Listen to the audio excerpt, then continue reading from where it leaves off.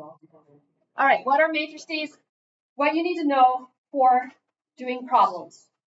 Taking notes, Cooper? That's yours. Awesome. Is that your formula sheet?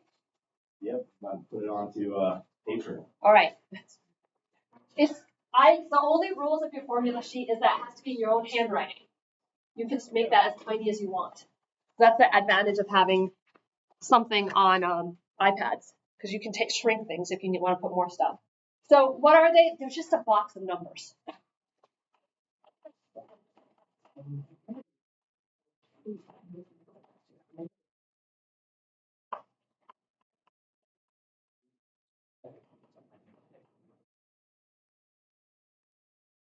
That's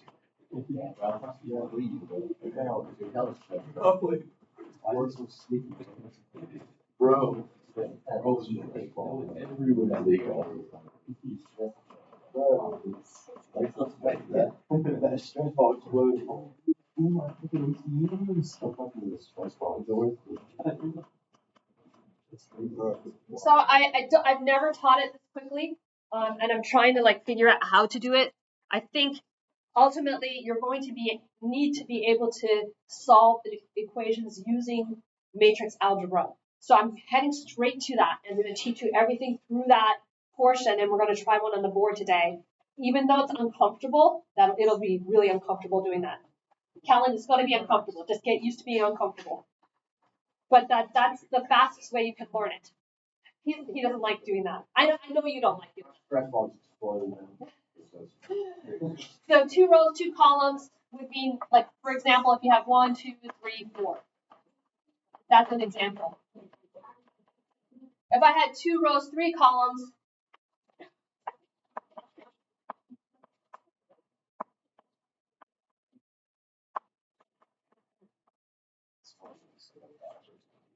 you get something like this.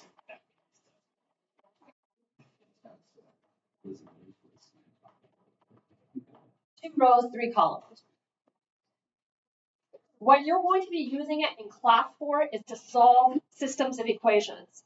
That's not its only use. Don't do as I did and think, this is dumb. I can always solve systems of equations using however way I learned in high school, because it's used for so much more than that.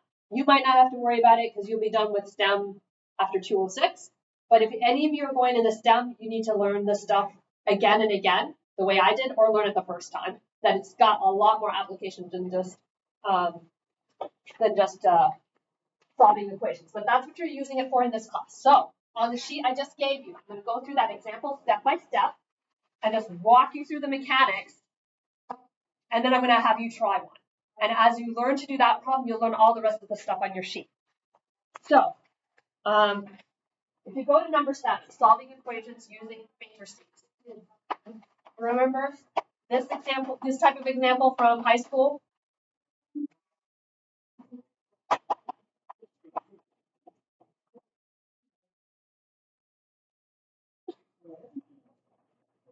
Remember this? How did you solve this in high school?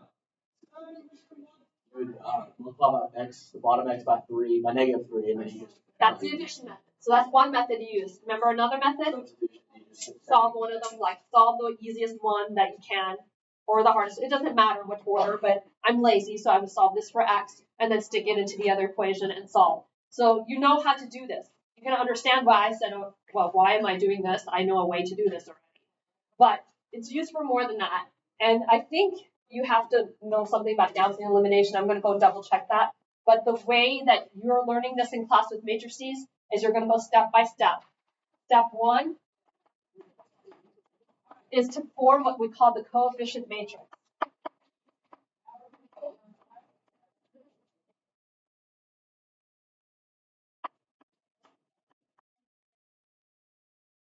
You take all the coefficients and you just put them in a box.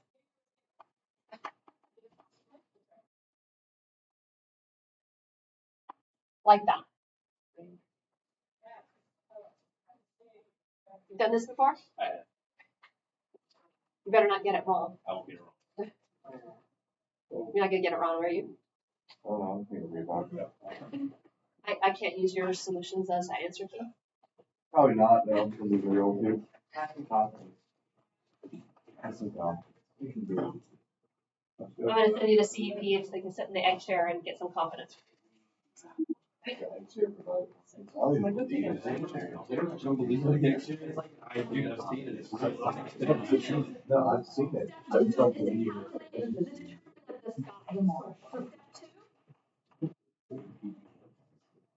Find, I don't know how they're defining it here. Determinant of A. It's called determinant of A. All right. So how do you do that?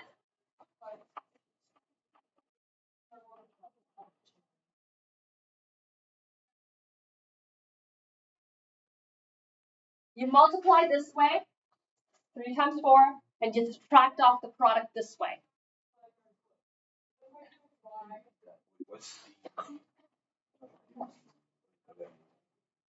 So as a formula, it's on your sheet, but as a formula, it's A times D minus B times C.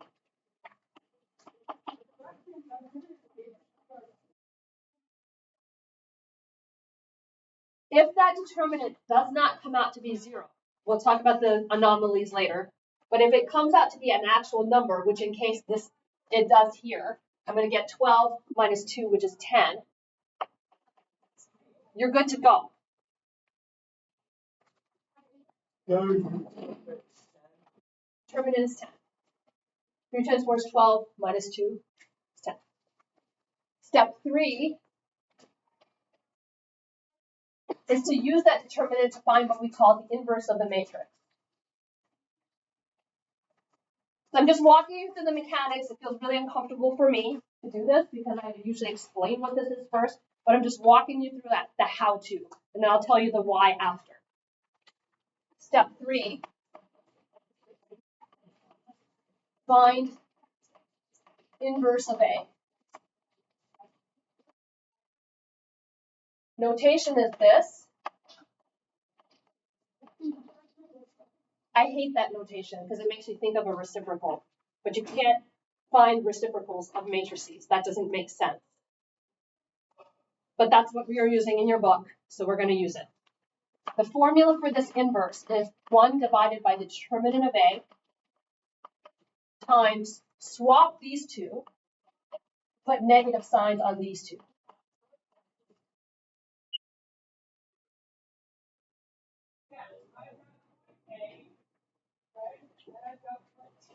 Bizarre as it may seem, I'm doing this off the cuff. I have these memorized and imprinted in my brain because I've had to use it again and again, and I haven't taught linear algebra for a very long time. That's the formula. So I just take that guy 10.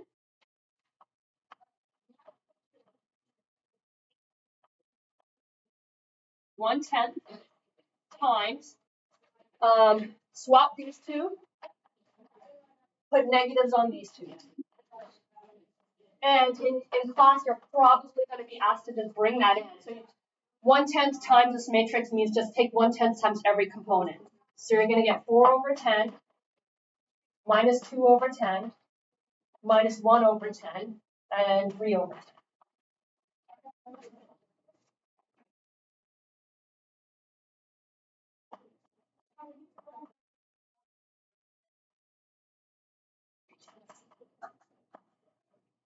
So far, so good? I'm just walking to, no explanation, just walking you through the mechanics. Everybody good? Did I reduce right? I don't trust my arithmetic. Okay, last step.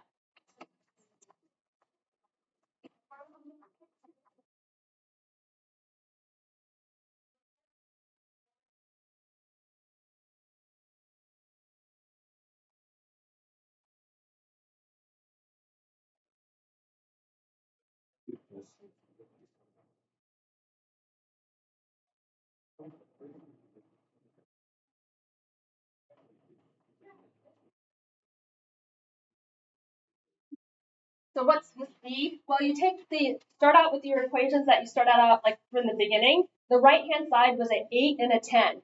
You put them in a box, like so. That was the right-hand side of the equations that I gave you, starting with step 1. Then you take A inverse, the guy that you just found, and you multiply it to this vector. And the way you multiply matrices is you actually are forming dot products. So A inverse goes here. Oh, I just love that I put a lot of fractions in this. I hate fractions.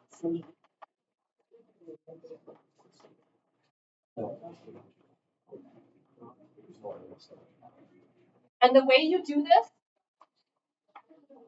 is you take the first row and dot product it with this vector. This is a vector. There's another way to form a vector.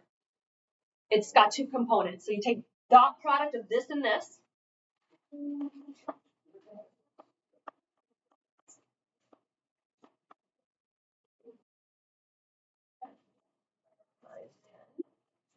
And then you take the dot product of this and this. Minus 1/10 times 8 plus 3/10 times 10. And that is the answer. Yeah, okay, somebody do the arithmetic for me because I don't trust myself. X equals 1.2, y equals 3.2. Do we trust you? That's what the sheet says. Okay. What was the other one? Y equals 3.2. So assuming that the arithmetic was all correct, that's what you should get. So this, you can pull it out, that's your solution. And you can check your work. If you have time on your test, on the T, you should check your work. How do you check your work? Stick them back into one of the equations. The probability that both of them are correct. Where did you get that 8, 10 from?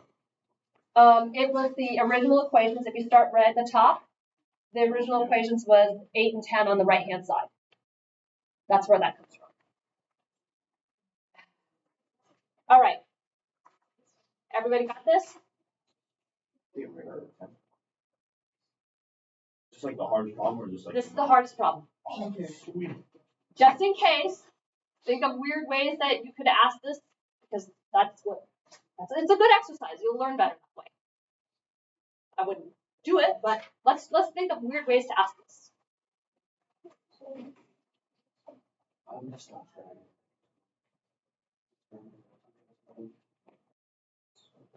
Can you think of a weird way to ask this question? Not just give the equations and find the whole, like, straightforward, like, go through it? No? I would not give, I would start with the original equations and put the 8 on the left side and subtract off, like, maybe a y part and put, like, not put it in order. That's a weird way to do it. It's one weird way to do it. Yeah, that could be another way. Give them the determinant and give them the inverse, and then ask them to find the solution. It's like start. You're getting there, then. Hey, you might come back and be a math people. You're like step 3. Like you could just give them the determinant of A and give them the inverse, not give them the original matrix, and ask them what the solution of the problem is. Yeah, you can think of anywhere through these steps. You could give some problem and give some partial piece. All right, want to try one on boards?